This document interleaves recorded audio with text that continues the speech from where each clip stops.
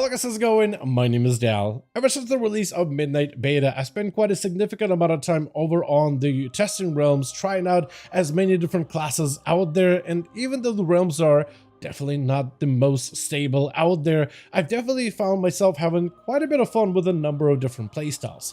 However, between the new Devour Demon Hunter spec, the Survival Hunter changes, Frost Mages, Unholy Death Knights, which there's so many more specs for me to dive into, the one spec I actually found myself playing the most over on Midnight is my Outlaw Rogue, which is not how it worked out for War Within Alpha. During Alpha and Beta testing in War Within, I spent the least amount of time on Rogue because it just felt like a lost cause.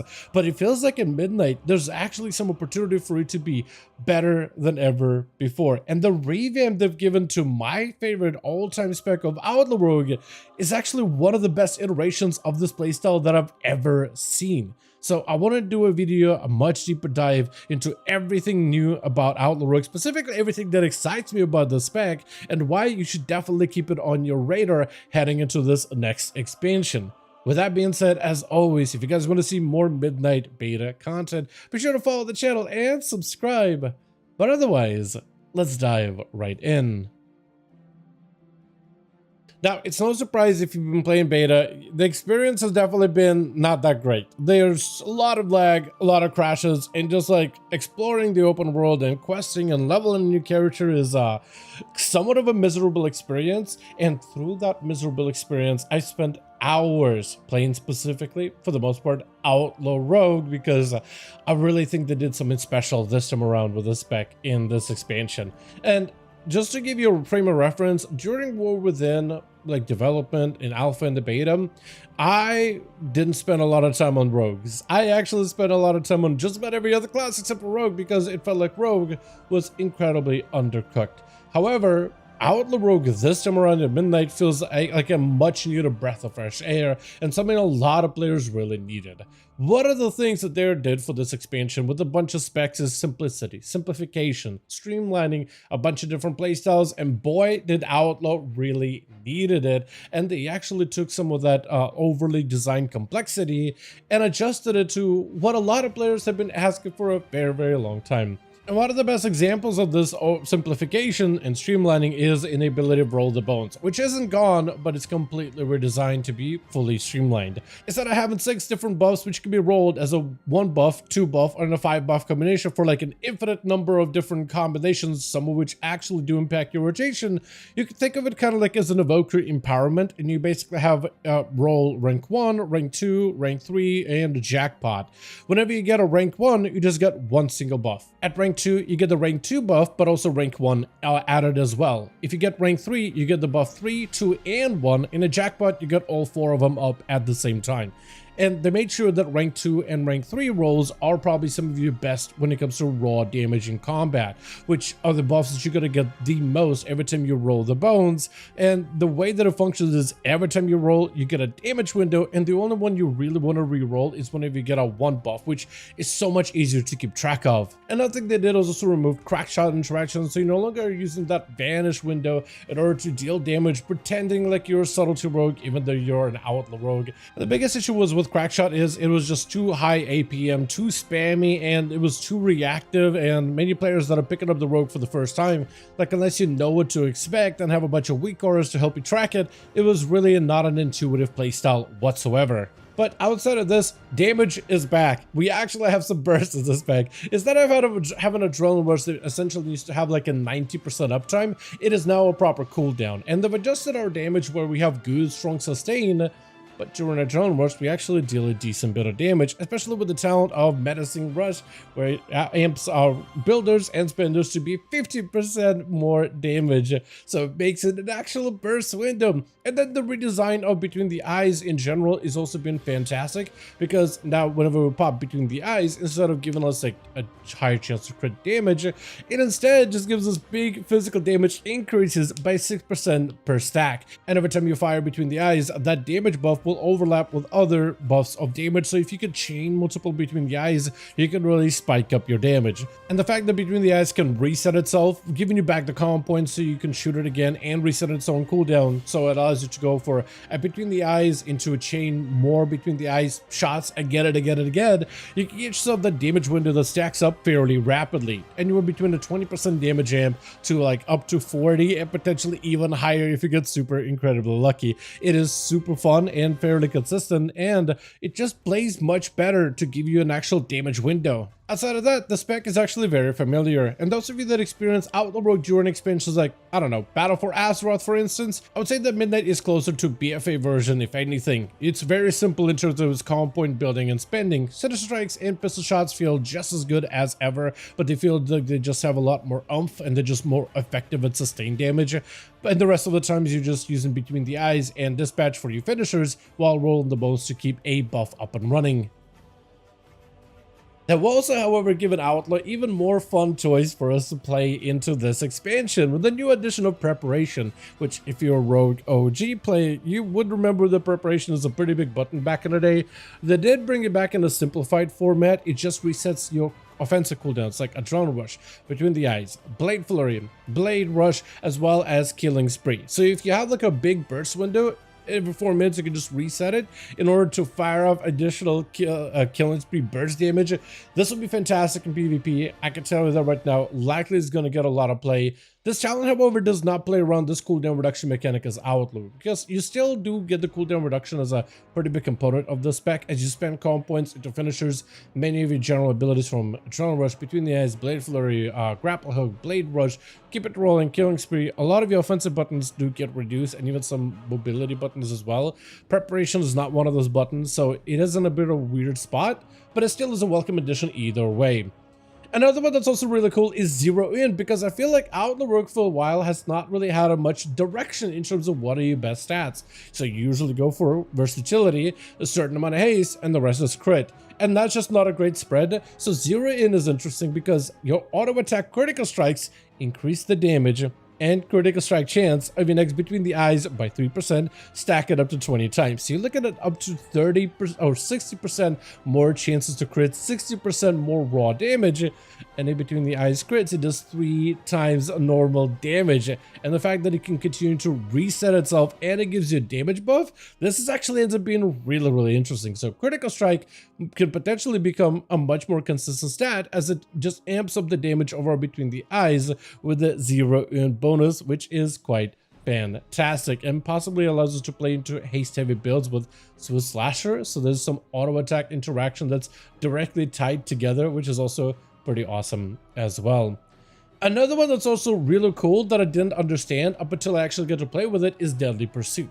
After spending 15 common points, if you spend no common points for 4 seconds, your abilities start to be affected by Restless Blades and will cool down at 200% effectiveness faster for 5 seconds or until you spend common points again. This challenge is here is if you ever, let's say, feel like as a rogue you run out of energy, right? Let's say you have a Adrenaline Rush rolling and you pump in common points, spending them really, really quickly, but eventually after your burst is gone, the rotation slows down a little. Maybe you hit a lull. Maybe you don't have a lot of haste in your gear, so you don't have a lot of energy regeneration, or you just chose a lot of the talents that amp up your damage but don't really grant you back a lot of resources again.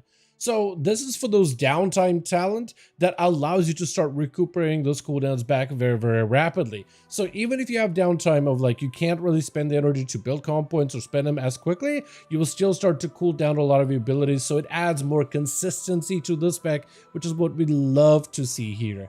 This is also good in Mythic Plus, as let's say like if you have a very, very fast-paced active opener, do a bunch of damage to AoE, and then you slow down, you know, outside of combat, you stealth up to, you know, as you travel to the next pack. This trait is also going to activate, so it's going to help recover a lot of your cooldowns, which makes the whole cooldown reduction mechanic feel like you don't have to try nearly as hard as you do right now in War Within to get your cooldowns back up and running. It just happens more passively, and it's actually, I feel like, a very underrated talent that I didn't realize just how awesome it was going to be. However, Outlaw Rogue did not come out like completely unscathed. There are some things that you did lose in going into Midnight specifically. Like some survivability options and survivability talents, however, have been put on more of a choice node option. So it's not something you'll always pick up, but potentially you may end up using in the future. Like, first of all, since you used to vanish with Crackshot and War Within a lot, you got a lot of healing from Soothe the Darkness. Every time you vanish, 30% of your health over 6 seconds. It's a lot of survivability. Like, that's something that I do end up missing, but you don't really go into a vanish heavy build anymore as Outlaw Rogue. Cooldown reduction on evasion with float like a butterfly, sting like a bee. That talent is completely gone. It is not a PvP talent. It is not a class talent. So you're not going to be able to use evasion more than the other 2 specs of subtlety and assassination, which does put all 3 specs of rogues on a more even playing field, but it is going to feel a little bit awkward, at least at the very beginning. Passive stamina from combat stamina, that is also locked out behind the choice node on the same node as hit and run, so it means a little bit less mobility. Speaking of mobility, retractable hook that reduces the cooldown of grapple and hook has also been locked behind this choice node now, so it's going to be a little bit tougher for you to make some of those specific decisions when it comes to talents or playability. You'll actually have to have some choices whether you want that utility or just want more raw damage, but that kind of nice utility that was kind of a free gimme in the spec tree, you're no longer gonna have it. Though if you play Fatebound Outlaw in particular, it is really not that big of an issue, as you will still be able to get those double grapples with Death's Arrival, so that is still really good there. What I am gonna miss, however, is Killing Spree, which right now is basically part of every rogue's build, no matter what you're into. Dungeons, raids, PvP, but they put Killing Spree a little bit too low in the talent tree, and right now, talent-wise, it's just a lot of investment for you to pick it up.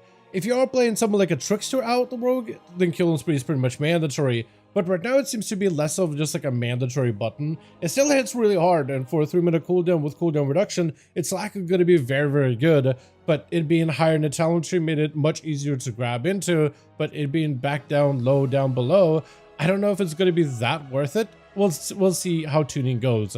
What rogues have been doing, however, recently is instead of running Killing Spree, we are running Blade Rush, because energy regen is a bit of an issue at times, but even if you do have some energy issue, Deadly Pursuit kind of helps make up for it. But Blade Rush ends up being a very consistent button, and our tier set for Season 1 is going to heavily play into Blade Rush, so get used to using this button pretty early on, as it is back on the menu.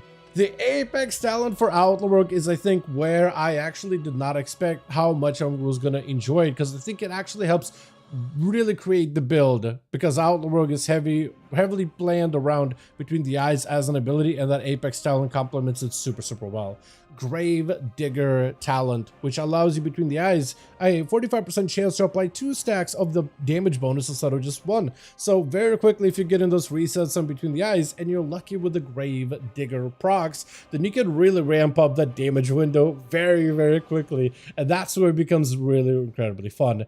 Below that is Grave Digger passive bonus. Whenever you spend 5 or more count points on dispatch, you immediately strike at the target with a Scoundrel Strike, which just does a little bit of physical damage. It doesn't seem to be something that's meant to hit very hard, but it's just an add-on damage. Though those dispatches will give you a chance to load up an extra bullet up your sleeve, and once you do that about 6 times, your next between the eyes consumes those bullets, becomes free to cast, and deals damage as if you spend 6 count points into it, and immediately resets its own cooldown, which allows you to potentially reset it and then use it again to populate, reset it again, and then reset it again and reset it again. So it's really good. It's a big old gunslinger type of playstyle that's actually super enjoyable. And with the damage changes, how much sustained damage you do right now without even major cooldowns, even if you're not landing those big between the eyes resets, Thunder Strike and Pistol Shot and just regular dispatches seem to do a plentiful amount of damage. And overall, this spec, I feel like, has not felt this good in a very long while. Additionally, there's also a bunch of changes to the Fatebound playstyle and the Trickster, which are all go to complement Outlaw Rogue even further. But for the most part, I think the actual spec rework has been the biggest set of changes that this playstyle really needed for a very long time. It does feel like the focus is shifted specifically towards the ability between the eyes, and with your apex talent specifically buffing up between the eyes in a variety of ways. Basically, every talent that buffs between the eyes in one way or another feels very mandatory, which potentially could limit some of your build variety. Previously, rogues had like this ambush build, but also Sinister Strike build with keep it rolling. The changes to roll the ones that make keep it rolling like less mandatory The ambush playstyle seems to be also less mandatory since sinister strikes and pistol shots themselves hit plenty hard on their own. And it feels like right now talents would need to get a little bit more tuning for us to actually have some build variety, but I think at the end of the day, a lot of your core is going to not really change. Even if you do end up going for like an ambush build, you're still going to be focusing on between the eyes heavily. You're just switching out which of your abilities you're going to be using as your primary combo point builder. So potentially less variety for the spec, but I'd say that this version of Outlaw Rogue, in my opinion, is superior to what we have right now in War Within. Whether you're playing the ambush version of War Within, keep it rolling version of War Within, they're all fine, but this version is much better. Those of you with a keen sight will also notice we got some new animations specific for abilities like Blade Rush, which looks a little bit more violent and visceral, and Between the Eyes, which now every time you shoot it has two new animations. One, if you're far enough away, you'll actually see the bullet whizzing right at the target, which is pretty awesome to get yourself a headshot. But you also will notice that there's this tumbleweed that now rolls by every time you fire it. That tumbleweed is on purpose. They kind of, Outlaw Rogue itself is usually presented visually as a piratey version of rogues, but the tumbleweed kind of just gives us a Western vibe instead, which is unusual, but I think it's a welcome addition. Maybe they'll keep the animation, maybe they'll rework it as a glyph in the future, but I'm very happy to see overall the holistic changes to the spec of Outlaw Rogue, gameplay adjustments, but also how there's even a little bit more of this unique visual flair as well. It looks like somebody actually cares about this spec specifically, and it's why I'm actually incredibly excited about playing Outlaw Rogue when Midnight finally releases, and I kind of love this early iteration. Hopefully they'll just tune it a little bit more so there's some build variety, but this version of Outlaw Rogue is actually incredible.